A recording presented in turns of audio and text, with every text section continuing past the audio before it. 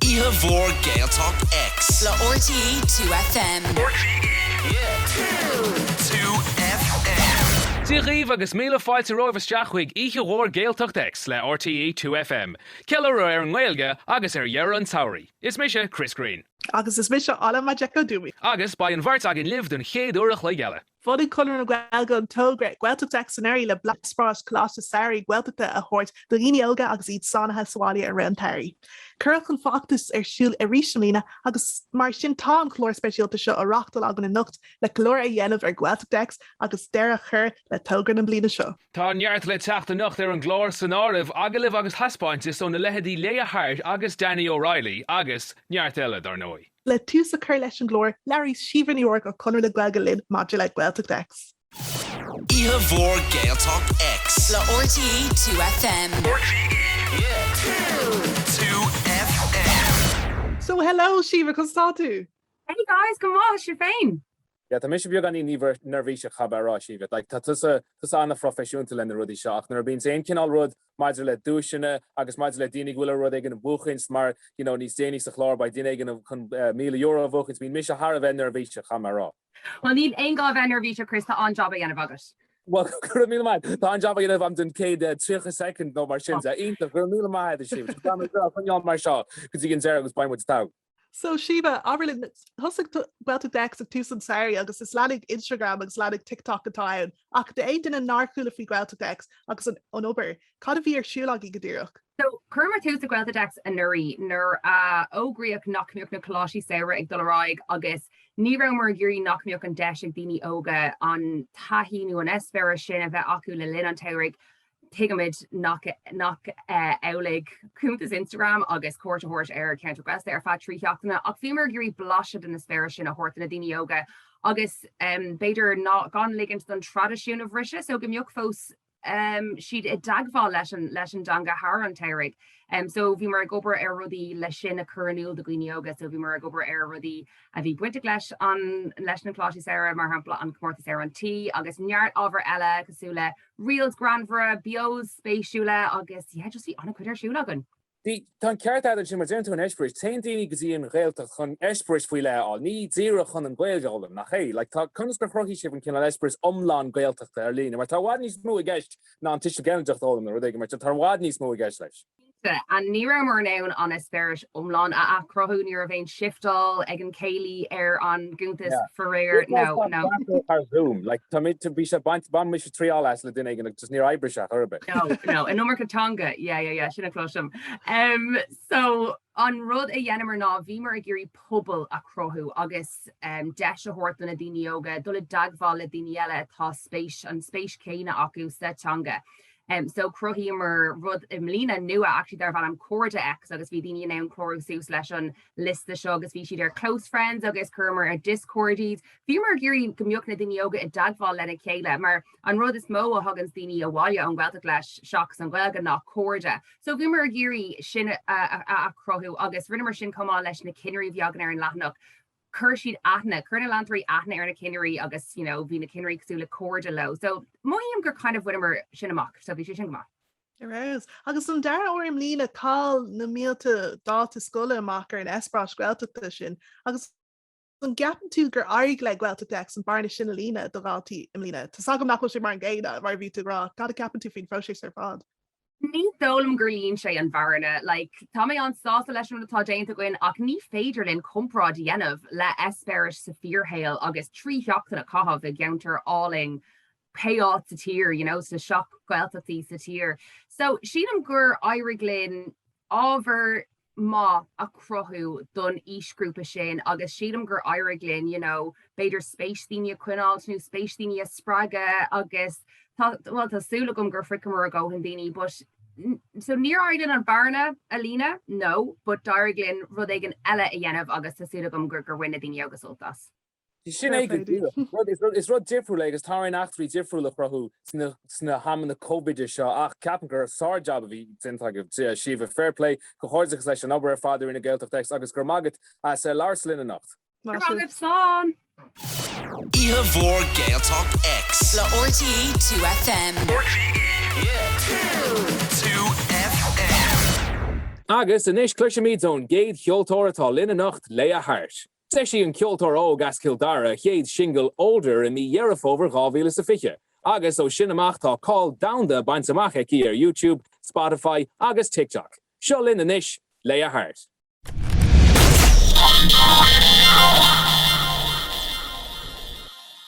Hey, thanks so much for having me in. No, thank you for coming in. And it's funny, Lea and I were just saying as we were getting set up here and everything, like I'm almost like afraid of people now in the studio because it's been so long. Like not you specifically. Don't, I saw your face drop a little bit. You're scary. You are a little bit intimidating. I have to be honest. It's too much.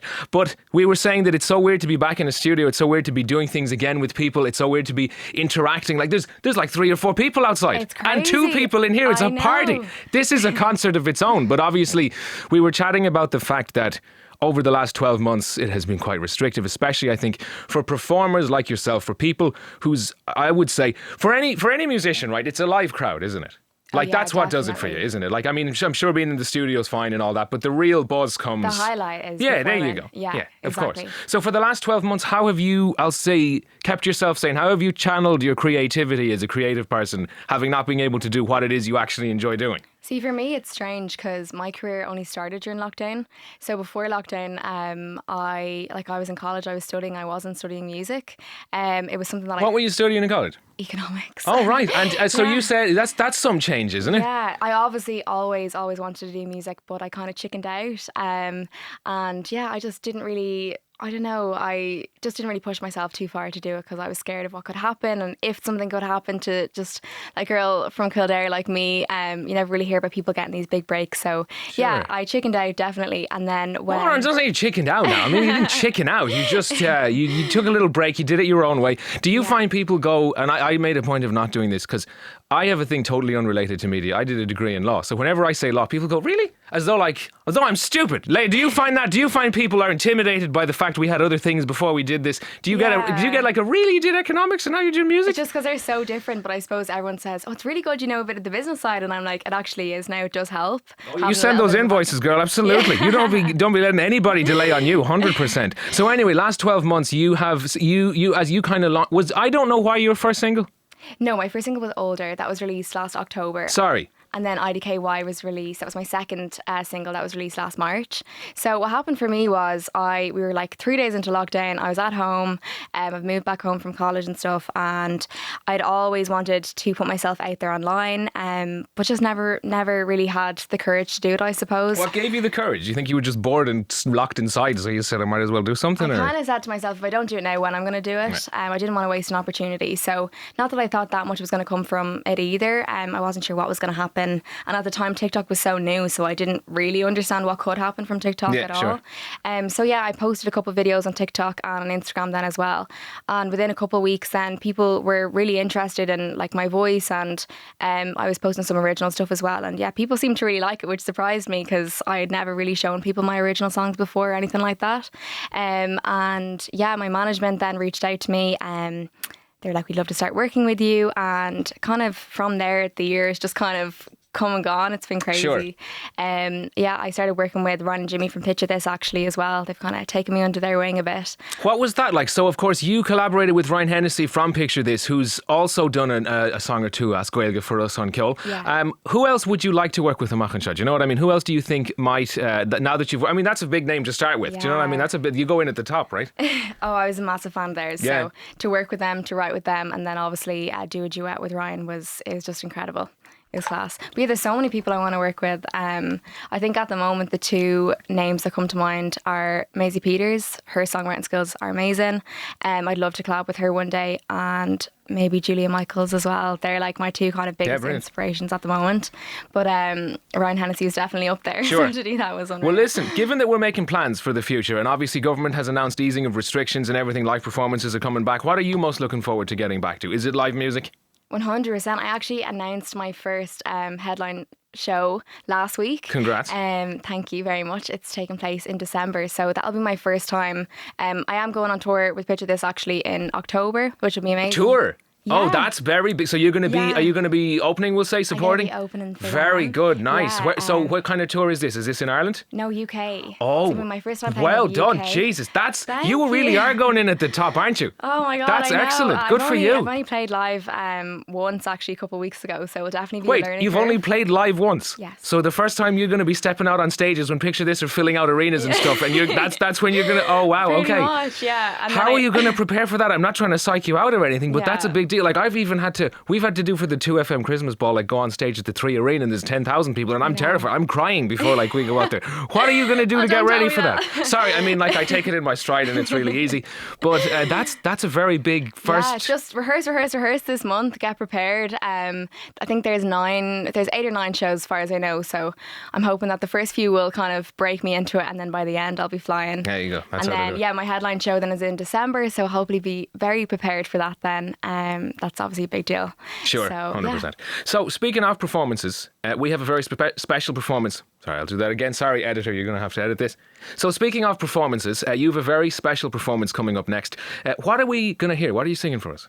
So I'm going to sing A Million Goodbyes. It's one of my songs. It's a piano ballad. Obviously singing it in Irish. So that was my first time ever singing a song in Irish as well. So it was interesting to say the least. I would imagine so. Now, how did you find it? Like because of course there's a huge amount of technique that goes into this with like rhythm and words and syllables and all that. Like it's not just as simple as translating it. Yeah. How did you did it all come back to you from your Wrong in the Gaeltacht School, or did you have to, brush up a little bit? Definitely brush up. I Okay, haven't done fair enough. Irish in about 4 years. So, and I wasn't But this the best. totally renewed your passion for it, right? Yeah, I'm fluent Oh, now, yeah, there you straight go. away. There you go. Yeah. Fluent. Congratulations. That quickly. Just don't ask me questions. No, on that's air. fine. Yeah, no, I hear you. Yeah, you don't want to show off. Yeah, absolutely. But no, it was fine in the end. It took a while to get into, but happy it's done and it sounds good. So. Well, Lea, gur míle mágat as láirsluminne agus tám ag tnúga mór le seach leis seo. Se thugah Lea Heart le na hárán milliún goodbyes aistrithe go Gaeilge na milliún slánmhaid.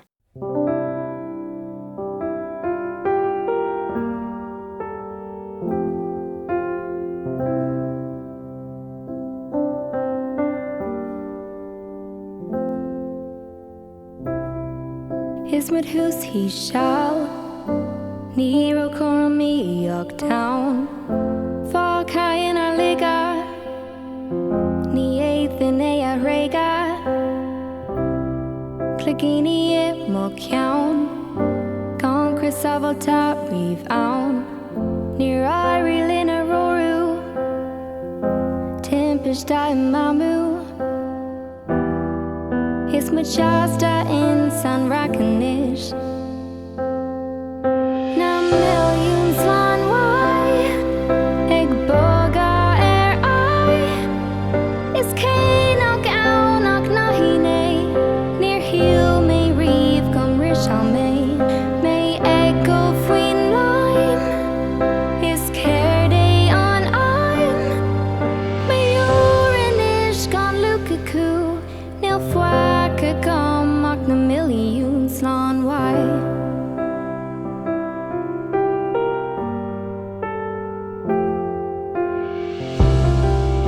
Chris overish ta Cause hug me a did sha Ni a thai a haval Historian vi main gra Ik sha severnas med a reading nish Hair on tall of lesh na quivney brish Na million slan wai Eg boga ai Is cain ag aun ag nahine Near heel me reeve gum rish on me May eg go fwin lime Is care day on I'm May urinish gan lukaku Nil fwa gum ag na million slan wai La la la la la La la la la la la La da da da da Na million slan wai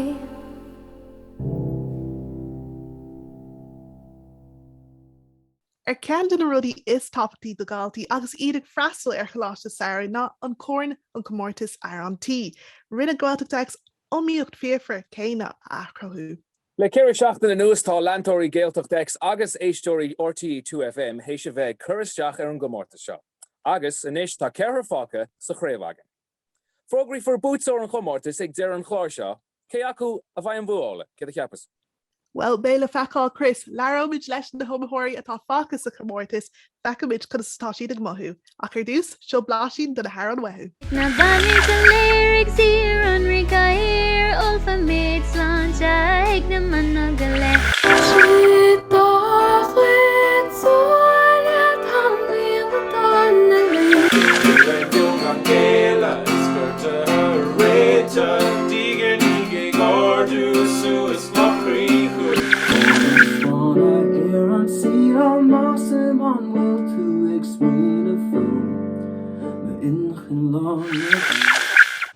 Okay, an seo lína inis ná Emma, Sean, Kerry, James agus Kyle constáisiú.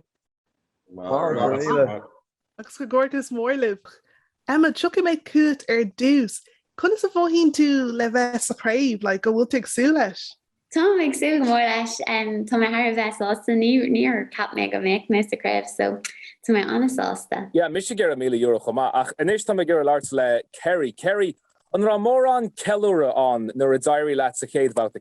Can we ar aonrúd cinál siúlaid cinál ein cinál ceiliúradh nó ein ach détá rá níta bheith ceiliúradh fós. Tá mis cinál bín cinál pisrógaí amsa faoin na rudí seo. Ní bhím gur bheith ceiliúradh ribh bhui se baint amacham. Cad a bhír siúlaid sa Kerry? Oh, bhí mé ceiliúradh, bhí mé ar bhléin sira agus nuair chuile mé an nuacht. Agus níor mé taréis bheith sús ag trocha ar maidin le fada na léanta. So bhí mé tuirseach tréachta nuair chuile mé. Bhí mé ar bís go raibh mé taréis mé féin chluisteáil ar an radio. Agus sin bhí mé ar bís nuair chuile mé go raibh €3 búta agam. Bhí mo bháthair agus maithair sa seamarlum bhí mo griffóir fé sa laba ach cúising mé sús nuair chuile mé. Agus bhí mé ar bís agus Mary, chreid de chláánú, mar tá sé seo cinál leit, éonar a dhéarm éonrúd le mo chláán dearfach fuam hain, mar rud éigen mar sin. Oh, bhú me €3 Oh, bhí me animní mar like whatever, creaaltarna bliana. But like really though, like well, this is just a shot for tartlin. Like chreid si tú nó ra siad cinál a rá ort beag an ín crothúnas a haspáins chomh. Well, níor vis cúgur chu mé steachar mórtas rinne mé lom féin agus tá siad bháil lá bhhanas mé. Oh, tá mé chun bheith an radio ar má mórach. So ceapan gur chreid siad ach bhí idir cinálín bhíorm an email a haspáanta bhna scraibh siad cínta gur sé seachan. Bhíorm sa cinál an crothúnas nó na receipts a haspáins má deartha. You know, bhíorm sa beag an cínta. Fair play, agus cóáid agus. Gur bhí amach. Agus gan éirí leat. Oh, gan éirí le gatain ar nóí ach gan éirí leat sa Kerry chumá. James agus Kyle chun be Kirky constáisiú.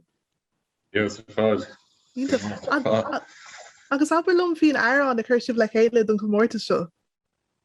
So bhí mi se scríomh árán agus a gasú arán with hain, so bhí cúpla árán a going hena féin ach chumirteach faoisih an tedla chumrna air ach a little bit love ó Tom Grennan sé an árán a dash streamer. So yeah. Agus abalum fion próséis, like chun is a rá sé an airan sin a chuir le chéile. Sort of árán gurmáling an burteing chun níor na rá, so agus chumar an tárán a spéirle sin so fiocht mar an ceann sin mar le. Tá sé nuair aimimseir agus bríomhar cumá so sé deis le clustáil an radio cumá agus tá sé cum go deig Tom Grennan ar nói. Agus chun dhéanamh siú. Sorry, go ahead. Oh yeah, agus chun dhéanamh siú le €1,000,000.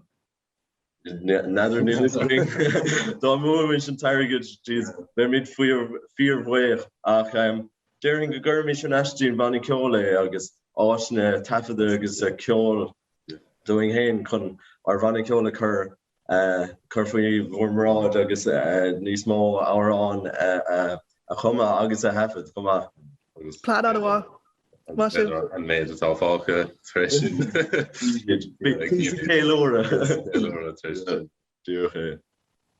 Nis Laura muid le Sean. Sean, báú cachhfuil tú? Hey, come to start. No go on, Carmela. Nish, clushim gohfuil taithí agatsa leis an gginál comórtas se hana hain. So, cin coláiste saoire ag mén tú ag obair? Aibrín ag gláist Uíche in mé an bheirt. So, tá stocha bhfuil sais taithí agam ag déanamh aisleachán mar seo leis na scoláirí. Bhí ag obair mar cinnear ar feadh cúpla bliain. Agus bhí ag déanamh aisleachán ar roinnt an don comórtas tí atá acu híos ag gláist Uíche. Okay, so taithí sa hana hain leis seo. Se seo simú, okay. Tásúil gom go gaiir Oíche. Yeah, is the orintí nuair a mím féin ar rudí mar seo agus bhfuil taithí am hana hain leis an rud. Dearm nach bhfuil taithí am leis. Agus an sin más rud ag call him, I can be like, oh, look, you're as taithí ar bil am leis. I mean, oh, really me dhíhil agus sin. So nish, like, tá an brewer to nish mar bhfuil taithí at seánach. Listen, ar ainos. Sean, James, Kyle, Kerry agus Emma. Good night, really, feckin' with their ball. Gur mí mágad. Gur mí mágad. Ihe Mhór Gaeltacht X. Le RTE 2FM. RTE 2FM. An cuioine Gaeltacht fearrtágamsa nó an céadúir shiúlaisteachtaí siopa agus méas de Gaeltacht. Bhí mé an Gaeltacht dúna gáil agus shiúlaisteach agus dúirt an band taobhhirir an til go dté mar tatú. Agus bhí mis an Gaelan Lea Heart agus bhí sin céadúir a hiic mé greibh beocht leis an Gaelan, greibh si inú sáid, ní just teanga scola í, agus bhí sin rud a thuspáin domsa go raibh mé ná mahéal a chahabh trí bhean na Gaelna, agus is as sin is tócha a thosaigh mi sé déanamh an iireach sin chun an Gaelna úsáid mar mohéad teanga. Mar chúisteachtaí an siopa, bhí mé leabhart na Gaelna leis an band Norbhulas riamh Leahy agus is tócha sin an áideannar airigh mo bhíon chun na Gaelna agus tá siad fás agus ferbert as sin. An chud na Gaeltachta is fearrtá gom ná nuair bhí a dar bliain chuig mé go dtí an Gaeltacht tíos i gcinnta cúirí agus le bhain bhí an aimse cho jazz rinne ar fad cinna dul go dtí an tráthaois na rangana agus nuair bhí mar ann rinne ar fad isteach go dtí an airge rud cosúlas gannáin ach bhí mar san áit is ália ar dain tíos i gcinnta cúirí agus se sin an cumne is fearrtá gom sa Gaeltacht gan deirtar bheith. Ihe Mhór Gaeltacht X. Le RTE 2FM. RTE 2FM. Inis Tom Chlár le ceandan na réaltaí ismó ar ghuailge TikTok. Le house ceann is céad is a 60 mhíle landtóirí agus nach mór 2 milliún raig ar gcuid fhí seán. An seo lomanis ná an Kerry Cowboy nó mar glétar sa fearhéil air Shane O'Sullivan. Okay, so Shane, tá mai broganín star shock an seo, like ní hin seo break ditch, mar tá sa an cáiliú ar TikTok nach bhfuil, go is tá cuasaí an sin. Well, ní dtíar an gúil am féin roáúil is dóilem an madra haíonna an cáil ar fad. So thosaigh sé sin in nurig istácha beidir míúil, just chuir me fí seán in áde me chuileáin beag brandy agus í dul timpplair ar na ba agus ar chúségan í mé sé bhair mar fad fudfad an dain in áíú agus as na hánig na hen rud a take ó heamh na man speisialta dá. So eistarsáis ní bheith asú leis agus tú tréanáil madra caireach ach mar sin na hála sé. Wow, agus go is sa bhhíonn sé a bheith de réalt TikTok is. Well, ní échum ar an fénig mar sin de bh fír nach chuile.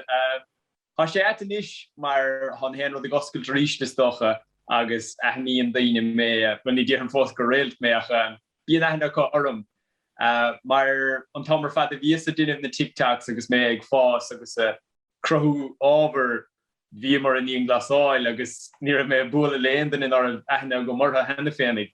So is tó go bhfuil sé éis ach taíonn sé lom a bheith bula le daine haithníon má ó chud ábhar lo. Goálan. Agus ilistó le céim beod a bhí ag daine ar na madtho síalta i leanchanga ó na haithí féin de.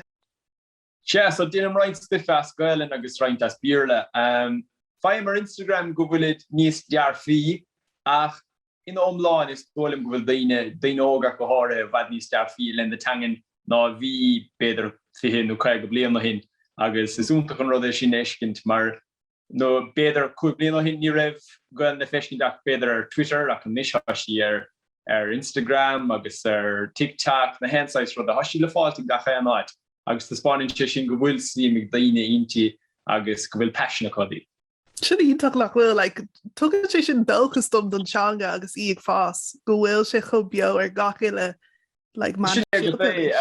is sto gur cór a beocht de sé go bhfuil si na man síílte mar haar séileh buinte gan a bhúr leis na man síílte na lenta agus man raibh si an sa fé ha ceapké tá an go fád báiseach tuis go bhfuil si có feáilech ar na man síílte stoilm gur cór úntaach sin don dací áróin. Sinné, wow. Agus an dálaat gur kidal mó éfochtachtíí na manho síílte le dul bhaim ar an glún óg mar leis antanga. Ha sé éfachach an dat de fearnach díl mar an dí óga léomh lair hiile agus ní vín si fiú fechan ar de fís. Bíon na héanra diantar an bhin agus más féidir le bheith leistigh den bhin agus an gcuil bheith feicálaach ar bhin cífar é agus sinníon in an difriocht ar fad. Is dócha le graimháilta dí óga na linne sa caafar a bheith haíonmh ar na man síílte mar tá a saoil agus cárdis na héanra chóbbunhéir. Sin é cosú le Gaeltacht X tá déirlína. go mé Tá jobúnta dianta Gaeltacht X ná íirih mar buine mana henne was na reels is le héad a bhíon a dhéanamh fiúbáin just na scéalta. De ceanirí há sé chofrist an inú lá agus dóim gur maihan forbór na óga mar an ghéana mar tá siad an marachtant ach just tá siad a dhéanamh trí gháilen agus bín sé le fiscin a goine an sun gur féidir le héad dhéanamh agus nach ábhar scoile bháinní ach gur tanga bheoí agus gur féidir gnárodí dhéanamh tríhán na gaalne. Sinné chu derrma gcóí gur teangaí on gcuil agus ní dúirt ábhar scoile so tá sé go hínta go tuigean daoine sin bháinní smó lenta seo. Gan dátar fad agus choirí le héadí Gaeltacht X go mór le sin. Ní déir mé normáú mar ní dó an greibh seaas an nachríomhach. Léiríonn sé go bhfuil áitií fós sa dám nósa. Sinné. Agus is as curídit an dogan tú mór an cuairtenéir an Gaeltacht curcha gailtna agus le cin táhacht a bhainean le cuairta háirtear canta Gaeltachta dar leat. So tátálinn na géirí há gá ceantar Gaeltacht na gin corcaghine agus íbhrách. Tá sealam a caite gom sa dáthait ag obair agus just an don speisiúradh le héad agus an treis búla le daoine beátha agus ha man na bhha go múlas lo. Tá na ceantar Gaeltacht a Harris le táach, mar fecham iad mar hobar tangin. Is an sanna an ír hanga agus an blas na henrod agus na hena kainte ná bhaithá I lauirs nó ar lína fiú. Agus bhhin déan duine há írig bar fiáiste chur go gailne tuair féin Gaeltacht bíoh sé inúna náil nó obviously tá cliente dro chiaí ach há gweil drá le fáiltán agus fiúháin las modas na raircinne brátha agus an cinál saoil a hán a sé as búla le daine a bhfuil gweil nó bhúchas aá agus is táim gur sampla sin dúin ar fad gur féidir marachta mar sin. Well sin go háil líir cai mé Robbie mé ddíircha géirí óháin agus bhí mé giláne so bhrálam dulcha Gaeltacht cha mé rá cai mé. Figur tal siar san crackar fad. Well Shane is mór an orna é dom casa leat aniu go sé go hála leirt leat agus go náir go gealaat le TikToks ar fád mí bechas. Mí go dola an bú le féinnig agus go náirí lesa.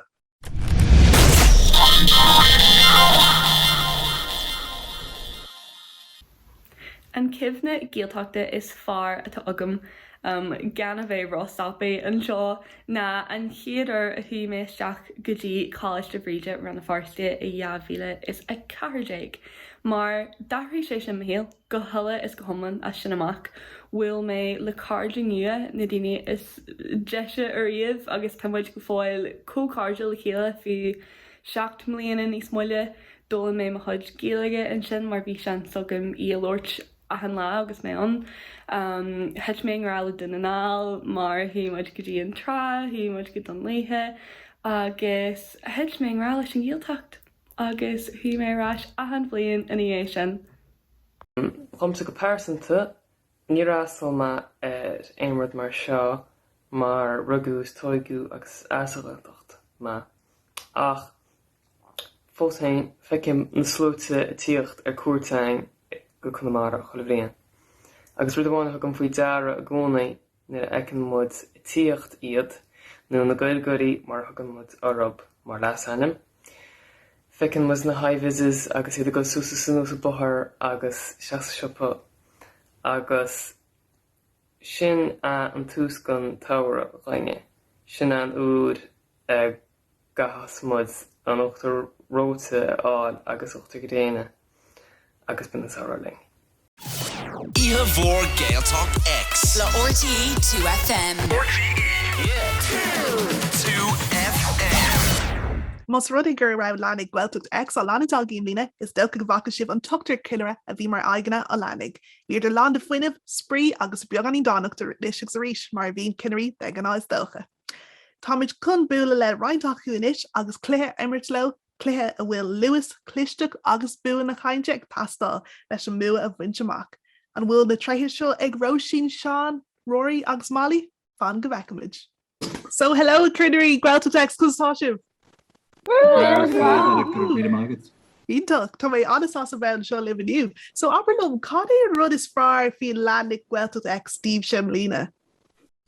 An crack. Yeah, na cardja am hééis búla leis an méid sin daine bhfuil just úntaach ar fad is cójas. Á deisna cosú le seo in féidirlinn bheith ag inomíocht i gcuine ag chéile agus Roisin. Ítach go béle feáil Rory béle feáil. So tá saoid inis leis an cléthe. So Roisin agus Rory tuci mé cúise ar dús níl ach trocha secéid agaí an duine. So Roisin tosnín an dáma inis. An cé ceannis ESK agus bíon sé ag snácht agus tá sé gurí ahar Nemo. Araní le grúg ruach lumsa. Ed Sheeran. Jane tú isce churan fan cupán té a dhéanamh dit féin. Muga, cupán. No, Jane an sé an isce jocha. Kettle. Okay, an cean is Okay, tá am is sigad is. Mi Roisin ar sin ach tuci mé cúta inis a Rory tosnín do am inis. Okay, Tom agus is Jerry is anam don amfi seo. Oh, an Jerry an cadnú an lo. Yeah, current way scaloga tá sé Colin? No, is tang sé model. Ketchup? Yes. Current tú current didn't you already a facal is seo? Mala? No. The structure aige. Yeah. Nuair clisin tú de glór arás is seo mar mór. Macala. Oh, agus scuban tú de chud fécla sa seo mar seo. Sean Folka? Okay, tá Thomas dig máisiú ar fad anhhair fad. Fair play dí Roisin agus Rory ar scóir sin. Buinte. Bhil sibh nervhí seo go fáil. Tá. Is nervhí sin cos níl an gailgad echo ar rólas go. Okay, so tucha mé sibh inis Molly agus Sean, so is fiú sé é inis tosú. So Molly tosú mé lása tá trucha secéid ar glug inis ar aig leat. Níl cin dunaál agus character ton beidir Train? Character? Stáisiún trénach? No, cin character ton. Oh, what? Like character casual in a train. Thomas? Yep. Oh, Thomas, thank you. Being like mata ahas art Anya Miller ahas like no tatig sula radigan being Bígí? No. Is get meaning? No. Okay, Thomas dig inis Molly mi áfrí sin ach inis Sean is fiú sé inis tá breir so aig leat. Okay, so being an anvasa like ferrum, which is ansalach. Oh, muck. You're okay. Can into lower the shop a shop? Jordan. Oh, well, shop a Can into lower. Shop a An Kalul. Ethan. You're okay. So like top P in the gum, Tom. A bean? Yeah, but Tom like Tom yeah, okay, kind of like yeah, like they're being like four in sport like okay, Thomas whatever. Shit on the wire pod. On clean show massive ar fad and further fad. Okay, lads, go on a piece of drum roll mar Tom tur agamish. Okay, so it's afraid to love it instant divanish. Leis an céad grúpa bhí né as de acu mar thura. Agus an darna grúpa bhí trí as de, so tá bua ag Rory agus Roisin má sin ar fád. Kosher. Agus tásúla gur rinse sótás ar bhuiin. Bhfuin ach an méid trash talk a dhéon mé raibh an glé agus in hála sé sin Sin carma seán bhí muid go deasla sin hálíonn bhí sin níos fearr. Okay, well go gcuirdagus libh ar fád an fearna le Gaeltacht X agus bhí sibh rás ar fád ar lánig agus an beocht agus scacran so má sibh ar fád agus gur míle mágaí.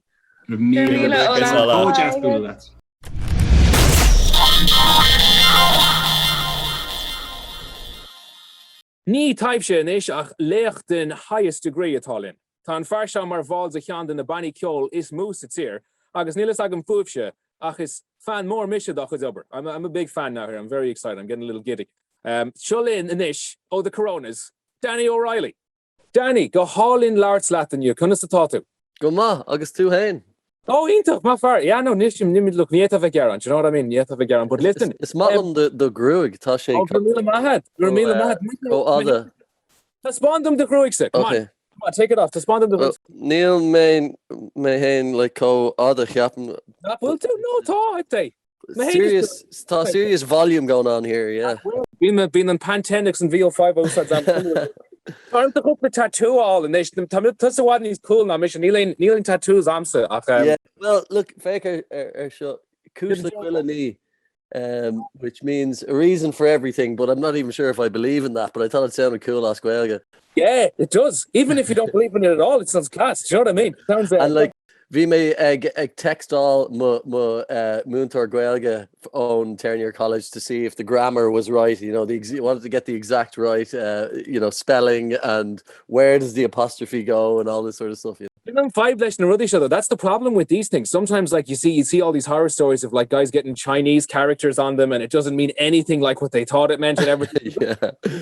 Yeah. Anyway. And Kermay Glake or Seamus Begley, a musician from Dingle who I know, and his response was he told me that it was right, but he goes, but don't get it. I was like, oh well, my mind is made up.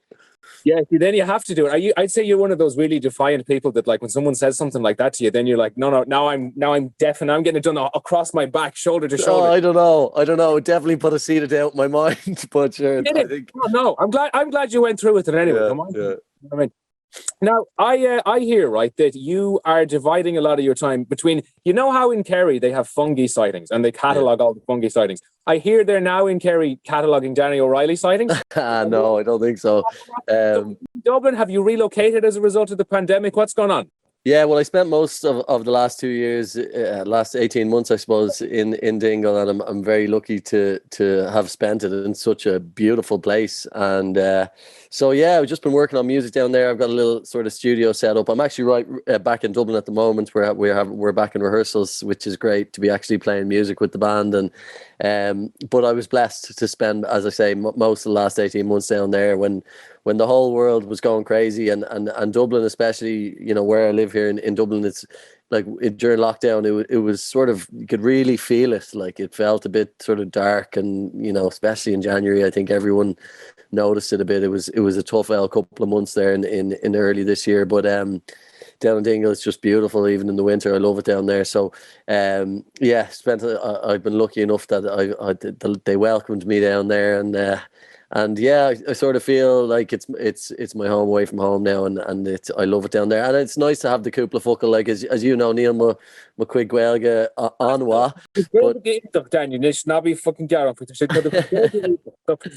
No, tá cúpla focal a go agus, bí me bí me Curglake yeah, agus Jane Verak le ma card shees and sin agus tá cúpla cards gom, agus bíon siad ag tuairt air dom, Yeah, aníireacht, camera raw. Now, you was a kind for you, of course, go will kinál ruddy gospel suicide and all that. Things are opening up again. How are you feeling about performing in front of a crowd again? Like, it's gonna be like starting from the very beginning, isn't it? Yeah, just Tom nervíseach bísh, Tom, just really excited, like, I just can't wait. It's been a long time coming, and especially the last couple of months when you saw things happening Sasana agus you know up north and things just moving and getting back on in other countries, and we felt like that was when I really started to get antsy and wanted to get back into it, and you know, and you could see that events could happen safely in other countries, and there's ways of putting them on. But now, finally, it does seem to be on the horizon. And to be honest, this week has been really, really just euphoric for the band. We've been just so excited, back rehearsing, planning gigs, planning tours, announcing dates, you know, and things are happening now. We're going to be back in the Olympia at Christmas, which is sort of, it's become a thing now where it's like we're like the panto in there now. Every Christmas we go and do a couple of nights in the Olympia, and it's funny because people still say it to me. It's part of their Christmas tradition. Oh, you know, we always go down and see in the Olympia, and then we do our whatever shopping the next day, and then we do our 12 pubs of Christmas, and it's become a thing like that for people, which is really cool and not something that we sort of planned out to do. It was just sort of the way it happened, and we always had our Christmas date inside in the Olympia, and then likewise around the country as well. I mean, the INEC in Killarney is a place that we do every Christmas time as well, and you know, there's a few dates that sort of, you know, it's sort of like dotted off on the calendar. Like you go into the year knowing I'm going to do that as well, and there's a certain kind of routine to it, and a certain kind of like tradition almost to it. Exactly. Tradition. Absolutely. Would you think maybe you would incorporate panto elements into it? Given that you mentioned that, like, could you guys do some theatrics, maybe, like he's behind you, that kind of stuff? Yeah. You suggest it to the lads. See what they say. I would never want to encourage anything that might be booing or hissing or any sort of. Yeah, as of course, as an entertainer, as a performer, it's probably very like that's a fragile thing. You don't want to hear that on stage, even if it is in a theater. Yeah. I hear you. Speaking of, though, I guess the mind of a performer, I've noticed two things can happen to you over the lockdown. Some people went super creative, and then other people, it was just, you were saying, I couldn't do anything, I wasn't able for it. Kunnas vi on fandom Deutschen, Ratu, like, how was your pandemic? Did you go into creative mode, or did you say, I'm just going to take a break and I'm just going to relax?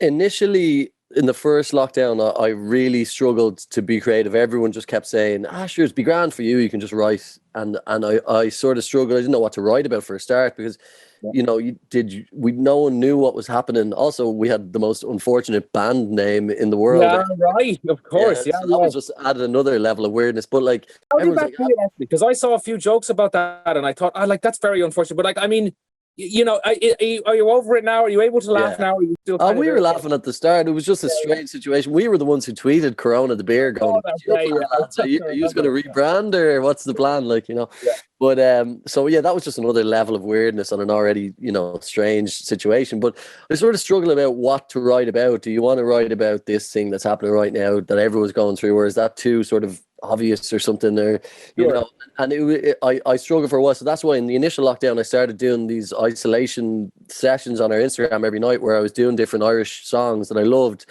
and that was just for me, for my own mental health, every night to have something to work on. Yeah, of course. Yeah. And it was really helpful for me, and thankfully people liked it as well. And you know, you know, I'm still, as I say, I meet people now and they're like, I love those isolation songs that you did every lockdown, and it was just something for me to do. But then then sort of in the middle section, I started writing loads, and I was really creative. But I think it's just different. And then probably I haven't written. Then at the start of this year, I wrote a lot again, but then the last couple of months I haven't been creative at all. So I think it's just different for different people. I go through sort of waves of creativity where I could write a lot, you know, 3 or 4 songs in a month that I'm really happy with, and then I could go 2 months without writing a song. And it's different at different times depending on mood and what's going on and stuff. So but then also I was the walking cliche as well. Egg, you know, called cookrocht. What is it? Cooking, baking. I was doing ballcall. Yeah, exactly. Yeah. Agus tá madra den sco agum tashi. Oh well. Okay. Well, a madra Latin ish. Yeah, tashi on show. Yeah. Jess is on MD, and I got Jess. Yeah, I got her from the DSPCA, and she's great. She's looking at me now because she hears her name. But I got her from the DSPCA, so I'm a walking cliche of lockdown as well. Apart from trying to write songs, I was doing all that stuff, and you know, watching Tiger King, and the same as everyone, you know. But you're a good cliche. Those are all positive things. Do you know what I mean? Cooking, baking, rescuing a dog. At least it's good cliche. Do you know what I mean? You shouldn't develop any addictions or anything like that. Lockdown. Yeah, exactly. But listen, it's always a pleasure. Guramila Magat Arnoi. But I mean, would we? I hate to see this is so Irish as well. Nothing's free, is it? Do you know what I mean? You come on, it's great fun, but now I'm going to ask you to do something. If there's any way, Masrada Gará guitar, Garglitz, if you could grab it, if we could maybe get a few bars even now. I'll do a bit of plummossing here of Taispeántais no Leitheidí, of course. Taispeántais no Leitheidí, Oscar. Okay, yeah, sure. Okay. All right. Shomidre. Taispeántais no Leitheidí, Scrisi. Ferrana Monte, no one will mero. Cynical Wallam Hay, Rualara. Lekin in Tumbe, Spiller. Baler, Shadakadunra. Shadakadunra. Akasler. Slerdo. Galaki Shigalor Aumog is Bjorganina. Shade to Suduan. Eglocken Kate came. Tosha Yigar. Eg Fiausum with Jane. And Mastu and Cumberland. Noon Gretchen wish foes. Show Martha doing. August Barlin Lanun Taro. I know one man clapping can actually sound worse than no applause, but I would like to give an applause nonetheless. Well, I did a few streaming gigs over the lockdown as well. No applause, I promise, is worse. So I'll take one man clapping. Okay, well then anyway, just one single man clapping. I hope that's enough for you, Danny. Thanks so much for joining us. No worries, good Chris. Good to see you. Lea Heart Gaeltacht X. Le RTE 2FM. Two FM. Agus the list tá sé amdú bútar ógur gomórtas arantí. Is sibse an pobl aránaí an bútsóir trí vótaí a chatham chuntas Gaeltacht X. Bhí na hirirtas fad ardchaidan agus tá sibh go mór le moll, tá fad le molla. Ach gur míle magibh, gach duine chuiristeach an gomórtas as bhuair níiritas. Chris bhfuil favourite agus cé agaí a bheith an bua dar leat. Ola, go bhór dír ní bhach man ná ceis mar sin a raigart. Bhach sé sin Harbheith mí compordíar a gach duine bhach. An sin bhach gach duine rá gur an gomórtas gur sé cinál casta bhealach éigen agus gur mas rud a go bhuaim an sin mo favourite mar deartha nó bhach me sa fápéir cholarú ní bhach man ná freigra chuirt a ceis mar sin óla tá fihrónar.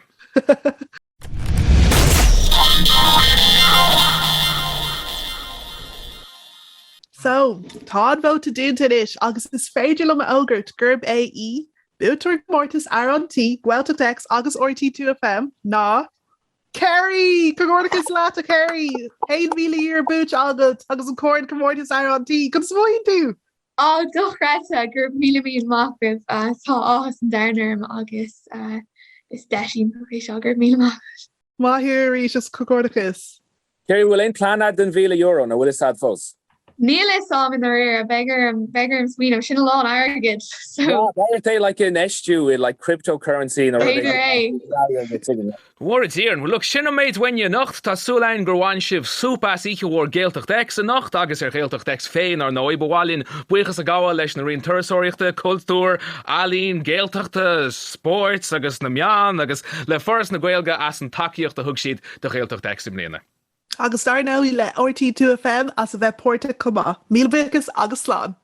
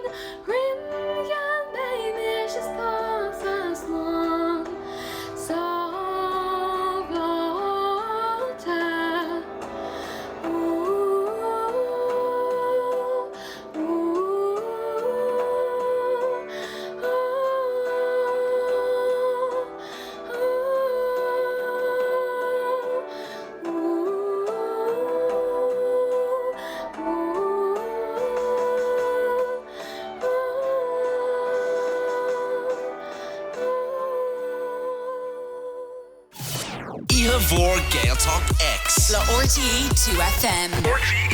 Yeah.